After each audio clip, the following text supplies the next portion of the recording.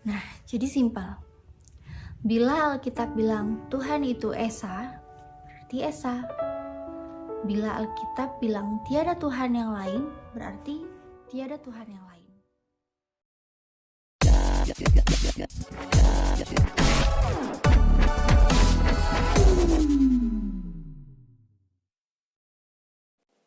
Shalom saudaraku, berjumpa lagi dengan saya Didit Yuli. Dan saya berterima kasih kepada Bapak Ibu Saudara dan juga teman-teman semuanya yang sudah mendukung channel saya dengan like, komen, dan juga subscribe. Terima kasih untuk semuanya, Tuhan Yesus memberkati. Kali ini saya mau menanggapi sebuah video dari seorang mualaf yang bernama Mbak Natalia Iriani. Dia mengatakan bahwa dia dituntun oleh Yesus untuk memeluk Islam. Benarkah demikian? Simak videonya sampai habis ya, supaya tidak salah paham. Mari kita simak video dari Mbak Natalia Iriani. Assalamualaikum warahmatullahi wabarakatuh. Saya Natalia Iriani, saya mualaf. Dulu saya masuk Islam bukan karena Al-Quran, tapi karena Injil. Saya nggak pernah baca buku tentang Islam. Saya juga nggak pernah nonton acara-acara Islam atau ceramah-ceramah ustadz. Apalagi tentang perbandingan agama itu saya nggak pernah pelajari itu.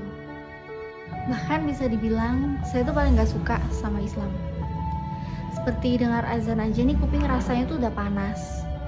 Lagi anak-anak nonton, terus tiba-tiba ada tayangan azan, aku tuh langsung ambil remote, TV-nya aku matiin. Kalau lagi ada acara ceramah ustadz, tayangan-tayangan Islam, aku juga nggak pernah mau dengerin itu. Pokoknya ya, intinya Islam itu benar-benar harus aku hindarin. Orang tua juga sudah mendoktrin kalau Islam itu bukan agama yang benar. Pokoknya no Islam. Bahkan keluarga juga udah wanti-wanti saya untuk jangan jadi seperti kakak saya yang deket dengan orang Islam, menikah, dan menjadi mualaf. Saya ingin mengutip beberapa ayat yang membuat saya berpikir, Yesus itu Tuhan apa utusan? Ini yang pertama saya lihat di Markus pasal 12 ayat 29. Jadi gini ya, hukum yang terutama ialah, dengarlah hai orang Israel, Tuhan Allah kita, Tuhan itu Esa. Di sini Yesus berkata Tuhan Allah kita. Artinya Allah Tuhan kita. Kita ya termasuk yang mengucapkan, yaitu Yesus. Dan Tuhan itu Esa. Markus 12 ayat 29 juga dikuatkan tentang keesahan Tuhan di Ulangan 4 ayat 35 yang berbunyi, engkau diberi melihatnya untuk mengetahui bahwa Tuhanlah Allah, tidak ada yang lain kecuali Dia. Jadi gak ada yang lain kecuali Allah. Udah simple, jangan dipersulit. Bila Alkitab bilang Tuhan itu Esa, berarti Tuhan itu Esa. Percaya itu, karena itu firman. Bila Alkitab bilang tiada Tuhan kecuali Dia, berarti memang tiada Tuhan kecuali Dia. Percaya itu, simpel aja. Kita gak perlu jadi ahli teologi, enggak. Ini kitab bisa untuk semua orang. Semua orang bisa pahami. Mungkin teman-teman itu ada yang berkata, ya Natalia gak ikut katekisasi ya? Natalia gak lulus katekisasi, makanya gak ngerti tentang Trinitas. Ya untuk hal itu mungkin background saya bisa menjawab dan menjelaskan. Gak harus saya bilang iya atau enggak. Papa saya seorang S1 teologi, dan dia berhasil memurtadkan mama saya. Dan saya sendiri adalah orang yang dididik oleh orang yang taat terhadap gereja. Saya katakan terhadap gereja, bukan terhadap Alkitab ya. Bagaimana dengan saya? Ya, saya juga berhasil memurtadkan seorang muslim Tapi alhamdulillah sekarang dia sudah balik lagi ke Islam. Jadi katekisasi yang dibilang saya nggak ikut lah, saya nggak lulus, ya saya ikut, saya lulus. Dan Alkitab basicnya itu adalah kitab untuk semua orang. Artinya bukan hanya orang teologi aja yang bisa memahami. Nah, jadi simpel. Bila Alkitab bilang Tuhan itu Esa, berarti Esa. Bila Alkitab bilang tiada Tuhan yang lain, berarti tiada Tuhan yang lain. Tadi Mbak Natalia Iriani mengatakan bahwa dia memeluk Islam itu karena Injil, karena dituntun oleh Yesus melalui Markus 12 ayat 29, di mana Yesus mengatakan tentang Sema Israel bahwa Allah itu Esa. Nah, konteks ayat ini ketika Yesus mengatakan di Sema Israel ini adalah ketika dia bersoal jawab dengan para ahli Taurat dan juga orang Saduki. Bisa dibaca di ayat sebelumnya ya, tentang hukum yang utama.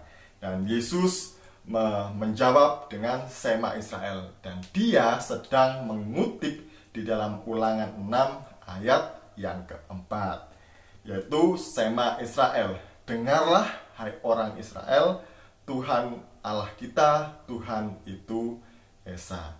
Tapi tadi Mbak Natalia Iriani mengatakan bahwa Markus 12 ayat 29 ini diperkuat dengan Ulangan 4 ayat 35 tentang bahwa juga Allah itu Esa, tidak ada Allah yang lain kecuali Dia.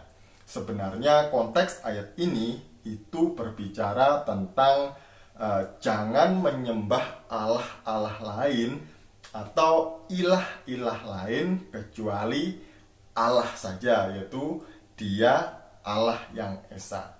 Kenapa? Kalau kita melihat atau membaca di ayat-ayat sebelumnya, itu Allah sedang berbicara kepada orang Israel, jangan menyembah Baal Peor, yaitu pasal 4 ayat 3. Kemudian selanjutnya dikatakan juga jangan menyembah Allah buatan manusia, buatan tangan manusia dari batu dan kayu, karena itu nggak bisa melihat, nggak bisa mendengar, nggak bisa mencium, nggak bisa makan dan minum dan lain sebagainya. Jangan.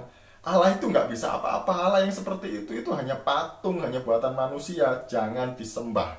Itu maksud konteks Ulangan pasal yang keempat. Jadi jangan mencomot-comot ayat ya, karena kita harus membaca Alkitab itu secara keseluruhan, secara utuh. Jangan secara parsial, agar kita mengerti alurnya dengan baik. Nah, tadi Mbak Natalia Iriani juga mengatakan bahwa sebenarnya Alkitab ini simple ya, gitu. Nggak perlulah kita jadi seorang teolog atau sekolah teologi ya untuk mengerti Alkitab. Saya katakan benar sekali, saya setuju dengan Mbak bahwa Alkitab ditulis atau diterjemahkan dalam bahasa yang sangat sederhana supaya semua orang yang membacanya itu mengerti maksudnya. Jadi saya setuju dengan Mbak Natalia Iriani tadi itu ya. Nah, tadi juga menyinggung tentang Trinitas. Nah, inilah kesalahan orang-orang pada umumnya tentang Trinitas, bahwa mereka beranggapan Allahnya orang Kristen itu 3, padahal Yesus mengatakan Allah itu Esa. Saya adalah orang yang paling tidak setuju kalau ada orang yang mengatakan Allahnya orang Kristen itu 3. Enggak, saya percaya Allah orang Kristen itu Esa, satu.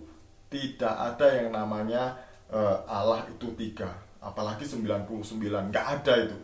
Jadi Trinitas itu tidak berbicara tentang keesaan Allah dalam jumlah, melainkan berbicara tentang keesaan Allah dalam relasi, yaitu Allah yang memiliki firman, dan firman-Nya inilah yang menjadi manusia yang dinamakan Yesus, dan kemudian Allah juga punya roh. Jangan pernah ya Mbak Natalia membayangkan Allah tidak punya firman. Kalau Allah tidak punya firman, maka Allah adalah Allah yang cacat dan Allah yang bisu. Juga jangan pernah berpikir bahwa Allah itu tidak punya roh. Karena kalau Allah tidak punya roh, itu bukan Allah, itu zombie, mayat hidup gitu ya. Jadi berbicara tentang Trinitas, memang tidak ada istilah Trinitas di dalam Alkitab. Tapi tentang Allah, Firman, dan Rohnya itu tertulis jelas di dalam Alkitab. Kalau kita membaca Alkitab dengan benar, dengan berurutan dari Kejadian sampai Wahyu, pasti menemukannya. Di dalam Kejadian 1 ayat 1 sampai 3, itu ketika Allah menciptakan langit dan bumi, di sana dicatat bahwa ada Allah, Firman, dan juga Rohnya. Ketiga-tiganya ini adalah satu, tidak bisa dipisah-pisahkan ya. Kemudian di dalam Kejadian 1 ayat 26 juga Allah berbicara, baiklah kita. Nah, kita ini siapa? Apakah Allah ada banyak? Tidak. Allah yang esa tadi, yang memiliki firman dan juga roh. Makanya disebutkan dengan kita atau bersifat jamak. Kemudian juga di dalam peristiwa pembaptisan Yesus di dalam Matius 3 ayat 16-17, yaitu ketika Yesus dibaptis, dia keluar dari air, tampak roh Allah yang berwujud seperti burung merpati, dan kemudian Allah berbicara dari surga, inilah anakku yang kukasihi, kepadanya lah aku berkenan. Dan kemudian juga di dalam Matius 28 ayat 19, ketika Yesus menyuruh murid-muridnya untuk membaptis di dalam nama Allah Bapa maksud saya, dan Anak dan Roh Kudus. Jadi ketiga-tiganya ini adalah satu, yaitu Allah Bapa, Anak, dan Roh Kudus.